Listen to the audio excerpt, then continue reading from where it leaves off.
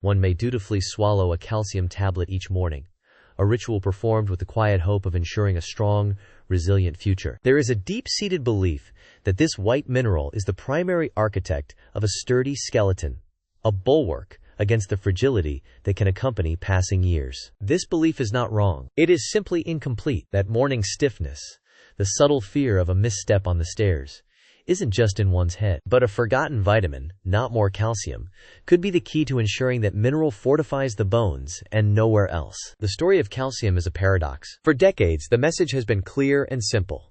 To build strong bones, one must consume enough calcium. This mineral is the fundamental building block, the very brick and mortar of our skeletal frame. Without it, bones can become porous and weak, a condition known as osteoporosis, leaving one vulnerable to fractures from a simple fall, a cough, or even a hug. The body, in its immense wisdom, maintains a precise level of calcium in the blood for critical functions like muscle contraction and nerve signaling. When dietary intake is insufficient, it will not hesitate to draw upon the vast reserves stored in the bones to maintain this delicate balance. Over time, this constant withdrawal weakens the structure, hollowing it out from the inside. This is the logic that has driven millions to supplement, a seemingly prudent and responsible choice to protect their future mobility and independence. But here is where the story takes an unexpected and concerning turn. The body is an intricate system of checks and balances, of signals and messengers. Simply flooding the system with calcium does not guarantee it will reach its intended destination. It is like delivering a mountain of bricks to a construction site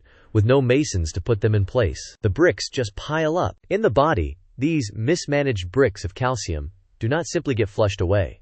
They begin to accumulate in places they do not belong. They can settle in the kidneys, contributing to stones. They can deposit in the joints, exacerbating the pain of arthritis. But their most dangerous destination is the one place designed for flexibility and flow: the arteries. This is not the familiar soft plaque associated with cholesterol. This is a process of literal hardening, or calcification, where the soft, elastic tissues of the vascular system begin to take on the characteristics of bone. The flexible tubes that carry life-giving blood become rigid pipes. This changes everything. So for decades, millions have been meticulously taking calcium for their bones. But could they have been inadvertently hardening their arteries? The evidence is startling. This is the calcium paradox.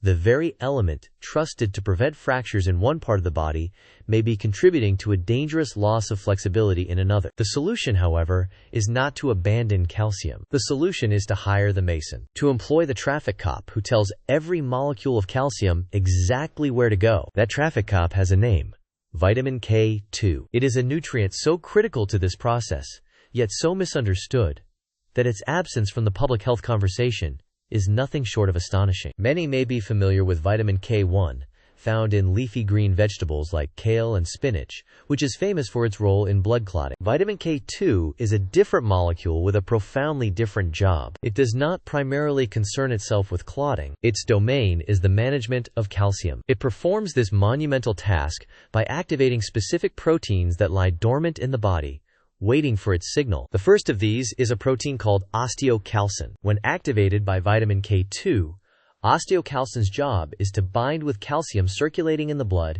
and physically usher it into the bone matrix. Think of it as a specialized crane on a construction site, specifically designed to lift the calcium bricks and place them perfectly into the scaffolding of the bone. Without enough vitamin K2, osteocalcin remains inactive. The cranes sit idle. The calcium drifts by, unable to be incorporated into the bone no matter how much is available. This leads to a tragic situation where one can have high levels of calcium in their blood but still suffer from weak, porous bones. The second, and perhaps even more critical, protein that vitamin K2 activates is called matrix glycoprotein, or MGP. If osteocalcin is the builder, MGP is the guardian. Its sole purpose is to patrol the soft tissues of the body, especially the arteries, and prevent calcium from depositing there. It is the most potent inhibitor of arterial calcification known to science. But just like osteocalcin, MGP is useless until it is switched on, and only vitamin K2 can flip that switch. When K2 levels are low, the guardian sleeps. The arteries are left undefended against the slow, silent onslaught of calcification. The implications of this science are immense. A landmark Dutch study, the Rotterdam study,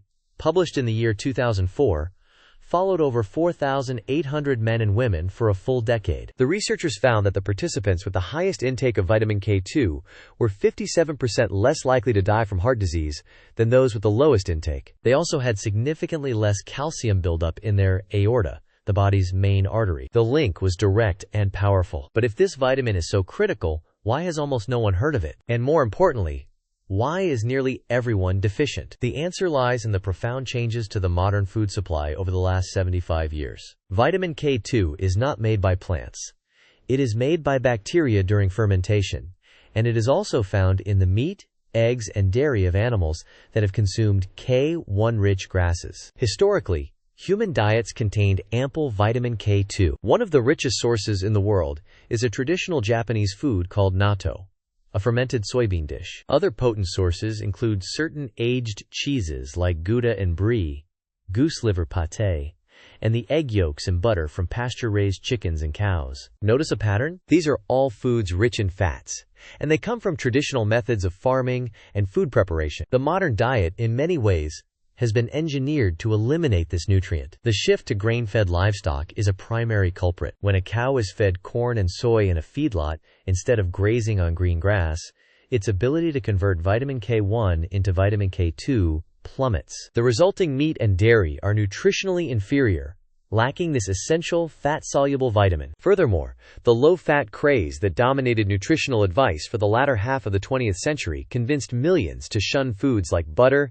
egg yolks, and full-fat cheese. In the quest to protect their hearts from fat and cholesterol, they inadvertently starved their bodies of the very nutrient that protects the arteries. We traded vital nutrients for convenience. This widespread deficiency has been developing for generations, silently, with consequences that are only now being fully understood. The damage is not immediate. It is a slow, cumulative process that unfolds over decades. The signs of this deficiency are silent until it's too late. But there are clues, hidden in plain sight, that one's body might be starving for this nutrient. Can one learn to spot them before the damage is done? While there is no simple at-home test for vitamin K2 status, some physiological signs may suggest that calcium is not being properly managed in the body. For instance, the rapid buildup of tartar on the teeth is a form of calcification. While dental hygiene is paramount, unusually stubborn plaque that requires frequent and aggressive cleaning could be a subtle indicator of systemic issues with calcium metabolism. Similarly,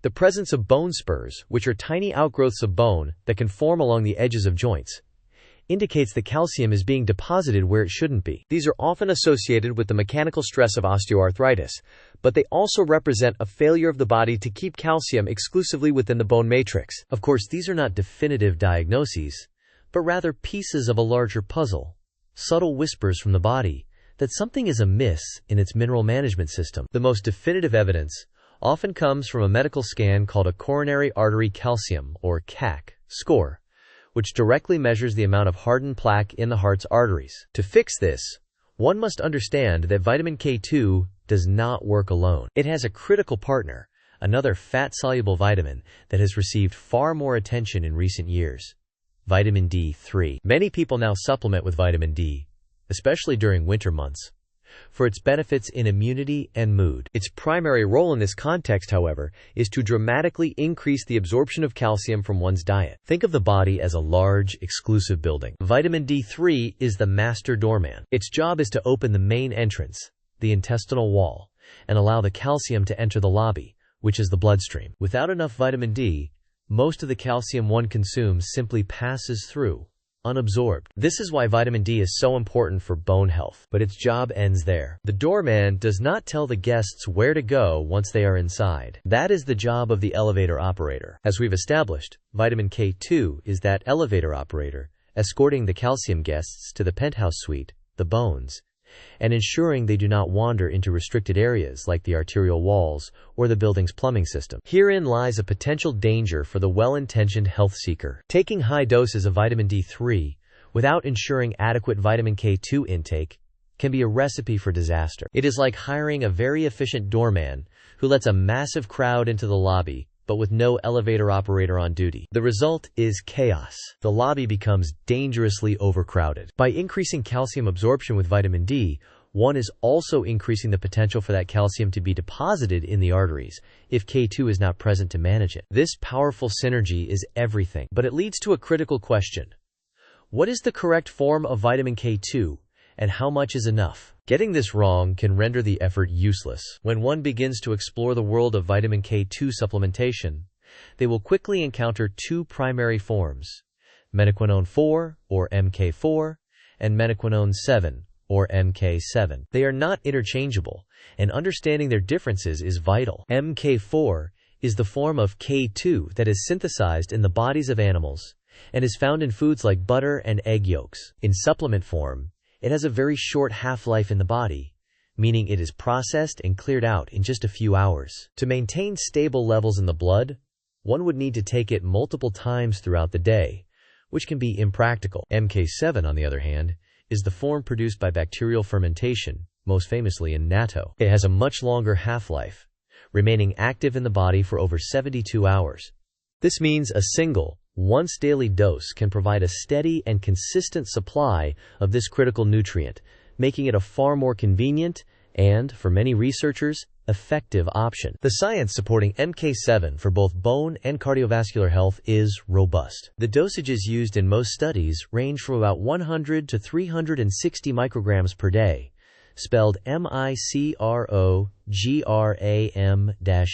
The precise amount one may need can depend on several factors, including the amount of vitamin D one is taking. A common rule of thumb, suggested by many experts, is to take at least 100 micrograms of K2 for every 10,000 international units of vitamin D3. However, a significant challenge emerges when selecting a supplement. The source and quality of MK7 can vary wildly between brands. Many sources of MK7 are derived from soy, which presents a concern for many due to allergies or other health reasons. But a bigger, more insidious issue lies hidden in the manufacturing process itself. A specific chemical isomer, known as the Maya-cis isomer, is often present in lower quality supplements. This inactive form not only fails to do the job, it may actually get in the way of the real, active, trans isomer. So how can one ensure the supplement they choose isn't just ineffective, but actively hindering their health? The answer lies in a specific word one must look for on the label, a word most manufacturers hope consumers will overlook. That word is all trans.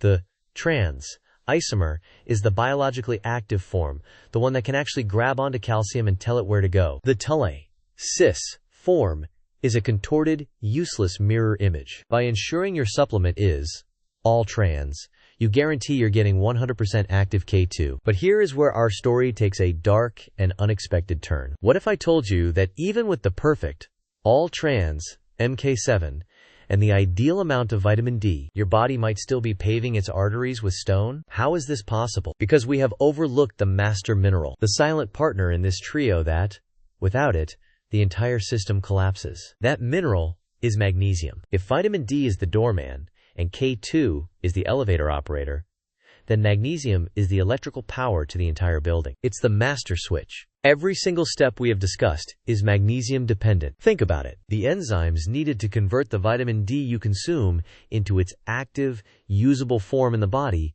require magnesium. Without enough magnesium, your vitamin D doorman is asleep on the job. But it gets even more critical. The very proteins that vitamin K2 activates, the ones that act as calcium's GPS, are also magnesium dependent. Without magnesium, your K2 elevator operator has the keys, but the elevator has no power. It cannot move. This is the missing link that explains why so many people see poor results. It's the reason why heart disease continues to climb despite the widespread adoption of vitamin D supplements. Are you getting enough of this foundational mineral?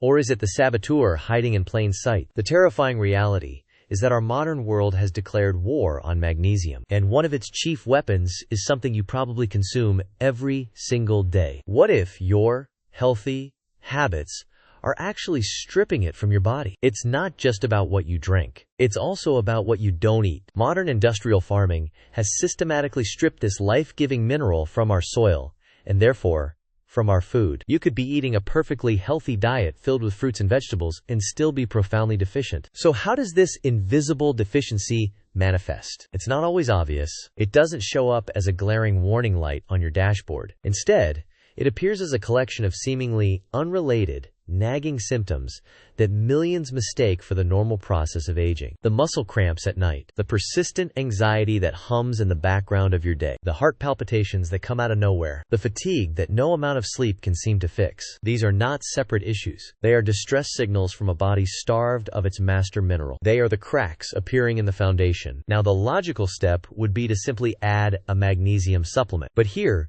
we find ourselves in yet another minefield of misinformation. Just like with vitamin K2, the form of magnesium you take is everything. Taking the wrong one isn't just a waste of money. It can cause significant digestive distress and provide virtually zero benefit to your bones and arteries. The most common, cheapest form found in most multivitamins is magnesium oxide. It has a notoriously low absorption rate, with studies showing as little as 4% bioavailability. The vast majority of it simply passes through your system, often acting as a laxative. This is not the form that powers up your vitamin D or activates your K2 proteins. So what are the right forms? The ones that actually get inside your cells? We must look for chelated forms, where the magnesium is bound to an amino acid. Think of it like a key attached to a special key fob that the body recognizes and welcomes in. Magnesium glycinate, for instance, is known for its calming effects and high absorption. Magnesium malate is associated with energy production, and a newer form, magnesium L-threonate, has shown a unique ability to cross the blood-brain barrier, potentially supporting cognitive function. The optimal strategy often involves a blend of these high-quality forms to cover all the bases. But even with the right forms of D, K, and magnesium,